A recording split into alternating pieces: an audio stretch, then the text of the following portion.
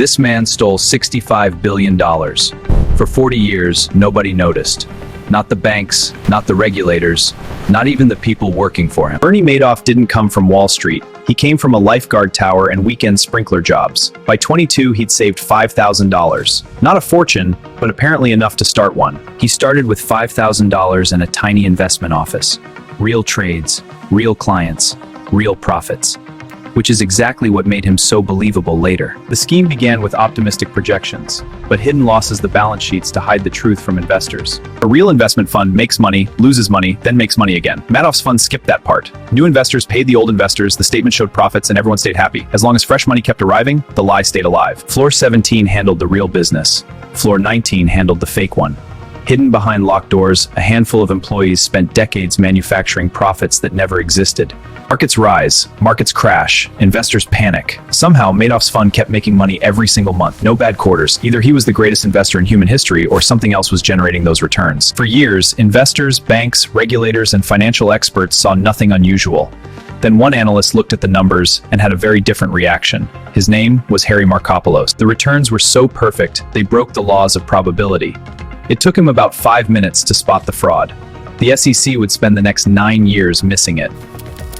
The returns weren't extraordinary, they were impossible. And impossible is usually where fraud begins. Harry didn't just have suspicions. He had charts, calculations, probability models, and enough evidence to make any regulator nervous. So he did what you're supposed to do. He sent it to the SEC. The SEC reviewed the evidence, then reviewed it again and again. 5 warnings over 9 years. Somehow, every investigation ended with the same conclusion: nothing to see here, which was unfortunate because there was quite a lot to see. Harry kept sending warnings, more reports, more evidence, more math. The fraud kept growing. The warnings kept growing.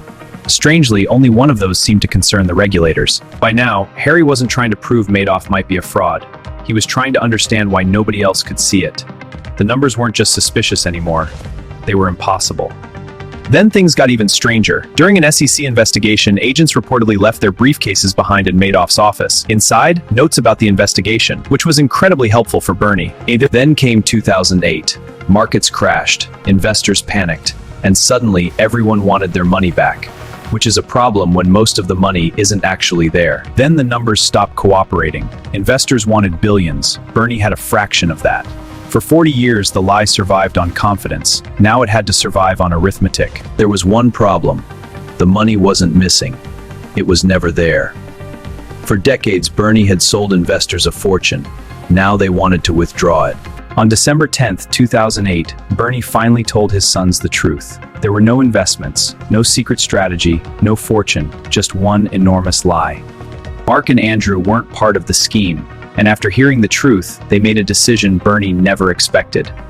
Before sunrise, federal investigators would be getting a phone call. December 11, 2008. The FBI arrived before sunrise.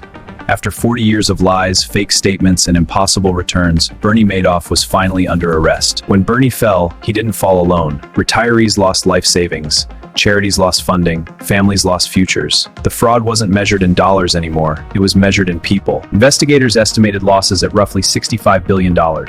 More than 37,000 victims, across 136 countries. The biggest Ponzi scheme Wall Street had ever seen. In 2009, Bernie Madoff received a sentence of 150 years in prison. A punishment so long, it wasn't measured in decades, it was measured in lifetimes. The chairman of NASDAQ, the most trusted name on Wall Street, the manager of $65 billion, now inmate number 617277054. Bernie Madoff didn't steal $65 billion with a gun. He stole it with trust, and that's what made him dangerous. Because trust feels safe, right up until it isn't. Bernie Madoff died in federal prison in 2021 at the age of 82. After stealing billions, losing his freedom, and destroying thousands of lives, the story ended exactly where it was always heading.